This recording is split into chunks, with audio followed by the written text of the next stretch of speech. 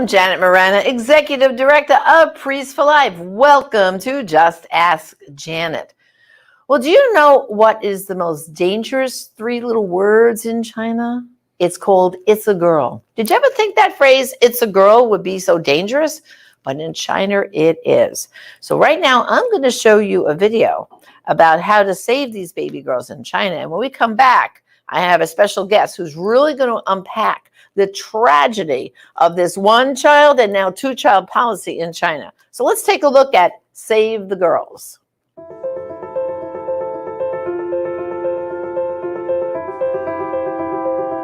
After college, I took a trip to India, and I was going to take a boat ride on the Ganges. So I was getting into this little rowboat, and I was stepping into the boat, and I saw something floating in the water. And I looked down, and to my complete horror, it was a fully formed, beautiful baby girl. That was my introduction to the issue of gendercide. I also spent time on that trip working with Mother Teresa in Calcutta. And she has a home there called Shisha Bhavan that's for abandoned babies. Basically, all the babies there are girls. And she started that home when she found a baby girl in a trash can. So ever since that time, I've been looking for an opportunity to help baby girls from being selectively aborted or abandoned. According to one UN estimate, there are up to 200 million women and girls missing in the world because of sex-selective abortion and abandonment. That number, 200 million, is greater than all the casualties of all the wars of the 20th century combined. So for me, this is the true war against women. China has the worst gender ratios in the world. At its height, it was approximately 121 baby boys born for every 100 girls born. Something that people don't realize is that even under the new two-child policy, or even if there was no coercive birth control in China at all, there'd still be gendercide because people, for whatever reason, they prefer boys over girls. After the two-child policy was instituted, there was an incident of a woman whose husband forced her to abort 4 baby girls in a year. And then she died. There was another incident where on the International Day of the Girl Child, a baby girl was found in a courtyard.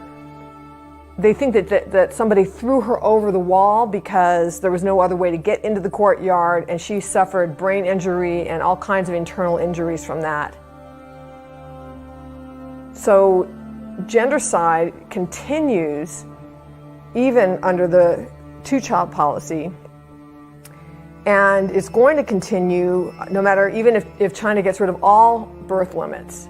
Gendercide will continue, especially of second daughters, because a lot of couples under the two-child policy, if their first child is a girl, they figure we can have a boy on the second child. And then when that second child comes around, a lot of couples will just keep aborting until they get that boy for the second child. China is not the only country where gendercide is a problem. India also has a gendercide problem, and there are areas of India where the numbers are even higher than the ones of China. There are other Asian countries, and there are even some countries in the former Soviet bloc where gendercide is really a problem. So while we're starting in China, we hope to expand worldwide to be able to save baby girls. Something that's important to understand is that sex-selective abortion generally is not a choice. These women are forced, not by the government, but by their families. The sex-selective abortion of baby girls in China is directly related to human trafficking. It's caused this enormous gender imbalance where there are approximately 37 million more men living in China than women. And what that's doing in turn is that it is driving human trafficking and sexual slavery both within China and from the surrounding countries, and even as far away as Africa and South America.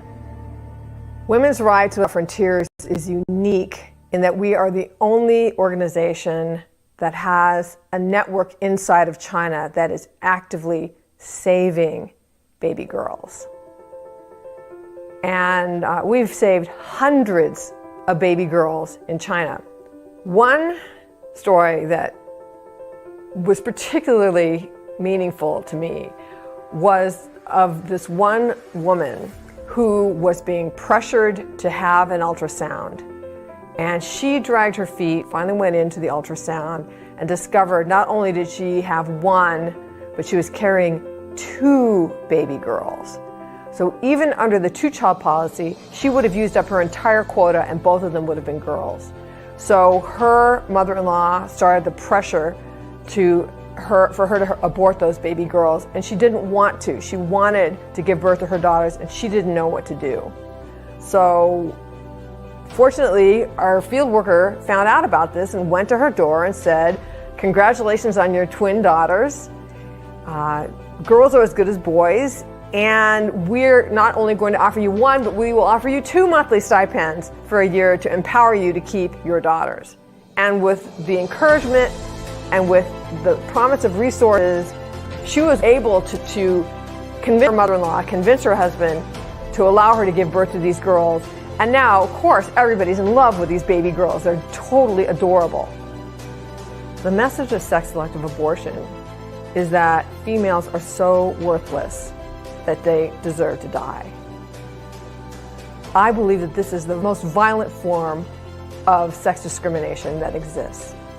And we at Women's Rights Without Frontiers believe that every girl has a right to draw breath on this earth, and that every woman has the right to give birth to her daughter. Girls do not deserve to be terminated just for the crime of being female. Our field workers on the ground in China are incredibly brave. They're flying under the radar screen from the Chinese Communist Party at great risk for themselves. They go in rain, sleet, snow, and make sure that those women get that stipend every month that helps them support their daughters. And they need our help. Not only that, but we're only in one little area of China. All the girls of China deserve to be saved. And not only that, but all the girls in India and all the countries where sex-selective abortion and abandonment are rampant. So I would invite you to join me in what I think is the greatest women's rights battle of our age.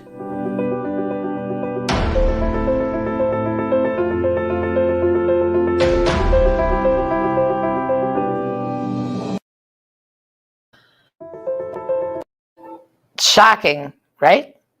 Well, we're going to discuss more right now with my guest, which is my dear friend Reggie Littlejohn, and she is the president and founder of Women's Rights Without Frontiers.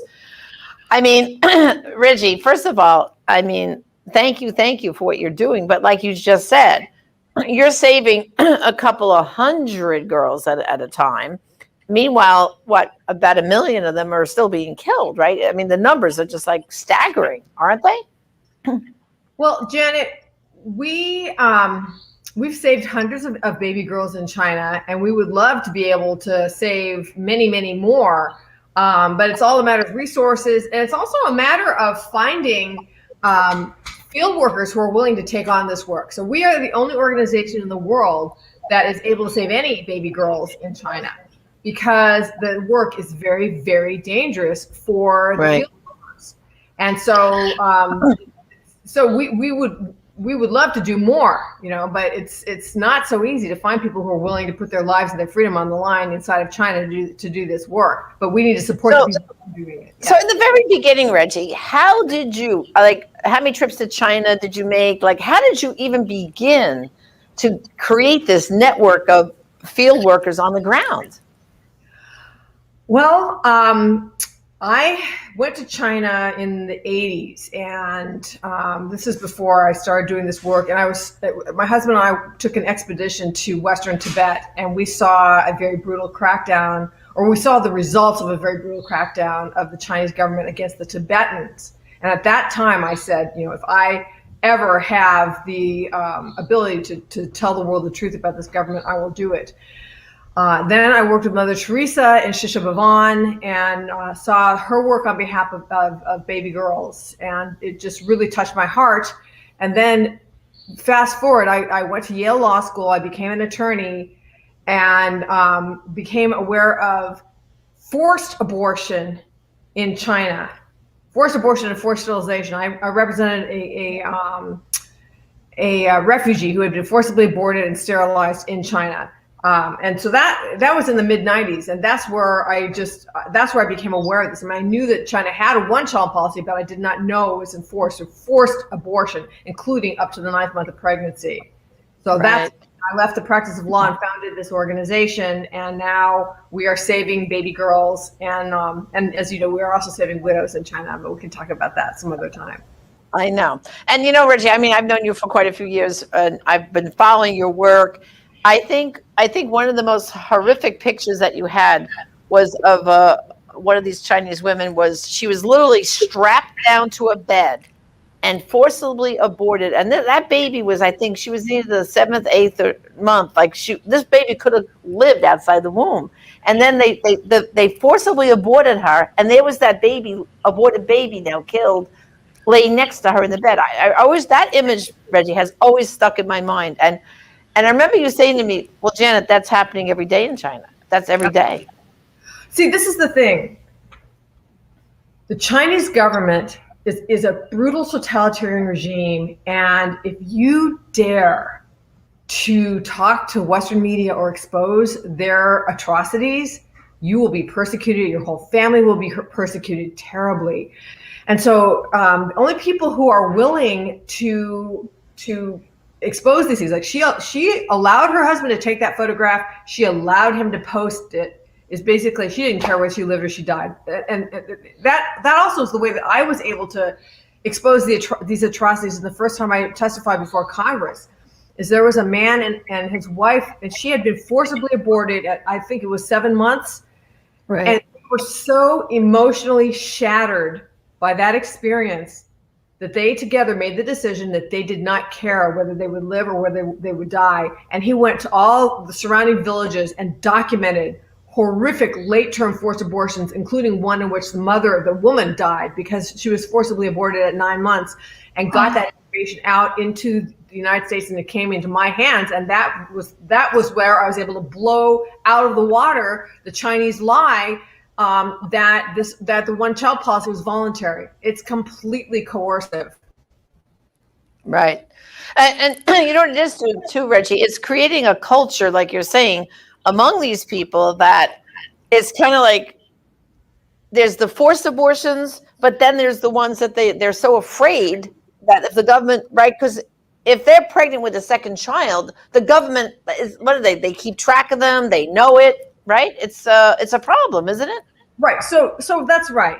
But it's moved to a 2-child policy so people can have a second child. So now we're talking about a third child.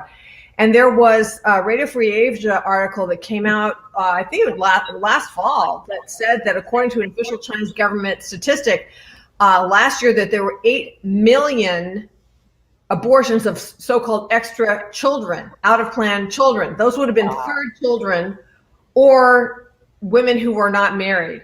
So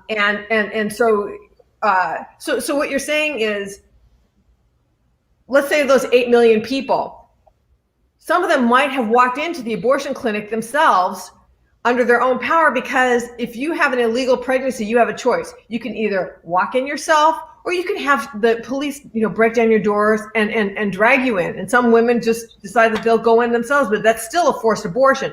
Now, something I need to mention, Janet, is that news has come out just in the last 6 months of tremendous forced abortion in the Xinjiang province of the Uyghur people. you know, and interning them in basically what amounts to concentration camps, forced sterilizations as well. So this, and Secretary of State Pompeo on his last day in office officially declared this to be genocide. So this is still happening in China today. Unbelievable. So now, so Reggie, let's say a woman, you know, like you just said, they either go in voluntarily or they get dragged in to abort that baby. What happens now with because you have some good stories there that little baby girl twins are adorable. The field workers you find contacts this couple and says, okay, don't abort these babies. We're going to give you some, you know, like a stipend every month to help you with your bills. But then what stops the government from finding out, oh, you kept 2 baby girls? Like, what kind of protection is there? Thank you for asking that question. And it's important for me to clarify. There are 2 kinds of abortions that we are addressing in China. One is the forced abortion by the government if you are pregnant without permission. And so that would be a government enforced forced abortion. And that's what's happening in Xinjiang a lot. But then there are other abortions that I would also consider to be forced abortions, but they are not done by the government. They're done by the family. So, so these would be legal pregnancies. Most of the babies that we're supporting are legal pregnancies. We have a few third children, you know, but what happens is that a couple and this is, we're in the countryside, and I can't tell you where because I need to protect, you know, the field workers. But so a couple will have a girl for the first child. Usually that's not an issue. It's when you have a girl for the second child and they want a boy for that second child. And so then they want to either abort or abandon or give away, whatever. That it's usually the husband and his parents that are pressuring the wife to abort or abandon her baby girl. And what we do is we go to her door. So we've got field workers, and these are not Americans. These are people who are from those villages, right? Local people. Right.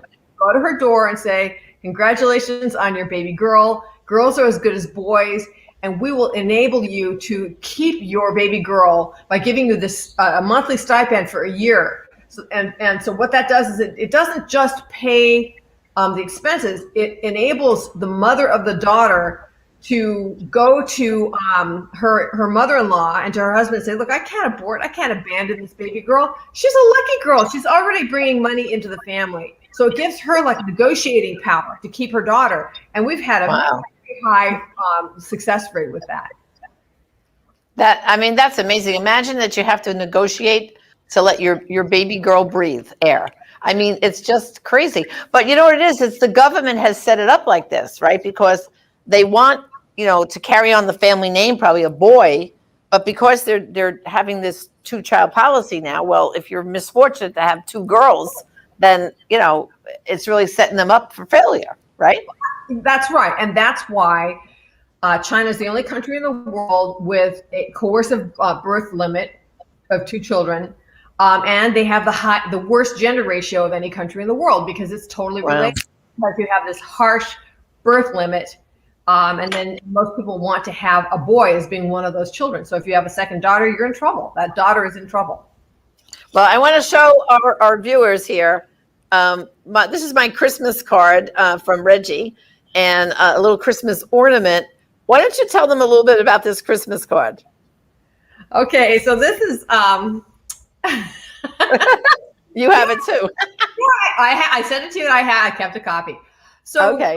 We send these out to people who are either, you know, donors or VIPs, you know, for the organization, who help the organization in other ways. And what we do is every year we profile one girl. And this year, or 2020, was a girl that we said her name was Iwan. We don't say the real names of these girls, you know, we don't want to protect them. But her story is pretty typical. So she was a 2-month-old baby girl when our field workers found out about her situation. And so her father's father, her paternal grandfather, had a botched cataract surgery, so he was blind. And so then he was so angry about being blind because he could no longer do field work that he had to be on blood pressure medication because he was used to being somebody who was, a good farmer and contributing to the family. And now he was disabled. So this family and she had an older sister. Now her older sister, the family was so poor that they had already given her older sister to be taken care of by the grandparents. They couldn't even take care of her older sister. Now here she was, and they had this grandfather that was blind, and they were, I think, being pressured to give her away. So we came to them with the stipend of $25 a month, and they were able to keep that baby. And the mother said, quote, "Everyone looks down on my family." So they would look down on the family because they're poor, because they had 2 girls. "Everyone looks down on my family, but God sent an angel to help me." So there's so many people in China that we are angels, that our field workers are angels. Yeah. And at great risk to themselves. Yes. So, Reggie, I want you to tell our viewers about your website, and if they want to help support your work, how to go about doing this. Because I think, brothers and sisters, everyone, you've got to be inspired right now to want to donate some more money. Because, see, the more stipends that Reggie can provide, the more girls we can save. So just tell them how to get to your website and how to donate. Well, thank you, Janet. That's a very kind question. Our website is womensrightswithoutfrontiers.org. I know it's just a mouthful. I wish I had not done. I wish I had named it a simpler name, but it's womensrightswithoutfrontiers.org. Or you can just look up Reggie Littlejohn and my site will come up. So then when you get on the site, the first thing you're going to see is that there's 2 big red buttons on the right-hand side of the site. One says Save a Girl, one says Save a Widow. So you click Save a Girl. And then when you click Save a Girl, you can see the video that Janet just showed. And then you can see a little bit more about what we do. And then you can donate. And, you can donate, make a one-time donation, or you can make a monthly donation and help us save girls. But please write Save a Girl in the memo so that we know that you want it to be restricted. And then that money goes into a separate bank account that's only for our work in China, saving girls and saving widows. Right. Well, I have to tell you, Reggie, when this taping is over, I'm going to have to go there and donate. I have to make it be a monthly donor. I have to save the girls. Too. We can donate to each other. That's right. That's right. I just want you to go back. We only have a few minutes left, but I want you to just go back for a minute, because you also mentioned in that video that India has also a problem. But in India, there's not a policy like in China where the government is doing it. In India, from what I know, it's more cultural, isn't it? Right. It's a cultural thing. Right. So they both have the cultural thing of son preference. Right. China has the one-child policy, which is the coercive low birth limit that really drives sex-selective abortion. India has a dowry system, and that also drives sex-selective abortion because girls are so much more expensive than boys. So in India, and by the way, this is illegal in India. The dowry system is illegal, but people do it anyway, especially in the countryside. That a family in the countryside knows that when a young girl becomes marriage age, that they're going to have to pay a dowry to the boy's family. So that dowry, it depends on the income of the family. For some families, it might be a cow. For wealthier families, it might be a Mercedes-Benz or a yacht. But they're going to have to cough up a dowry to get her married. And whereas if they have a son, they're going to receive a dowry. Right. So that also is something that causes people to want to selectively abort the girls. And we are dying to get into India. We have partners that want to work with us in India. And we were all set to go to India in April, and then the pandemic hit and we had to cancel the trip. So at this point, I was supposed to have been in India. So please, for your viewers, to pray that God will open the door to India, and also pray for our field workers that God will, in China, that God will continue to hide them under the shadow of his wing, because that's really important. Oh, yeah, absolutely. Because, if the government ever found out what they were doing, they would be arrested. That would, and maybe even killed. Right. I mean, that's what you have to understand, that things are so bad in China that these people are literally putting their lives and their families' lives on the line. Is that correct? I think it is correct, and I'm just in awe of them. I know people love to say, "Oh, Reggie, you're so brave," and whenever somebody says that to me, it's just like, I am nothing compared to the field workers. They are the brave ones. I mean, I tell people I'm an advocate. I raise the money to run the program. But they are the ones that are putting their freedom on the line, at least to do this work. Yeah. Well, I tell you, we will keep you, of course, Father Frank and I always keep you in our prayers. And I think it's just amazing the work you do over in China. I mean, and then also, too, just real briefly, you also adopted 2 Chinese girls, didn't you? You and your husband. Well, we didn't adopt them, because it's not legal to do international adoptions where the kid has 2 parents that they know exactly who they are. But we did raise Annie Zhang. She's the daughter of Zhang Lin, a very famous activist in China, a dissident. And he was criticizing the Chinese government, and they jailed and tortured him repeatedly and could not silence him. So when they couldn't silence him, even trying to kill him, they kidnapped Annie out of her 4th grade classroom and put her and her father under house arrest. She was known as China's youngest prisoner of conscience, and very brave people in China, 4 or 5 of whom were detained and some of whom were tortured, helped Annie get out of China. And we helped get her to the United States. And we raised her from age 10 to almost age 18. And now she's graduated from high school and applying to colleges. And, so she's doing great. And she played piano in Carnegie Hall. Did you know that? Yes, I did. Yeah. I mean, is her father still alive, or did they? Yeah. We were able to help him come to the United States. And so he's here, and he's got a Chinese language YouTube channel where he continues to expose the atrocities of the Chinese Communist Party. So he's here, and he's continuing his activist work. And then didn't you have another daughter that you raised as a daughter come also? Well, so Annie's older sister came with her to drop her off, and her intention was to go back to China, but then things got so difficult in China that she decided to stay here.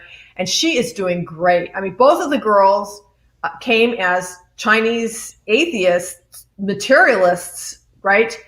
And we brought them to the San Jose Chinese Catholic Mission. They both accepted the Lord. I was their I was their sponsor when they were baptized, along with my husband, who converted from being a Methodist to being a Catholic. And it was the greatest Easter that I've ever had in my life. And so now the older sister is a sacristan at her church. She married a very fine Catholic man that she met. He was her Bible study teacher.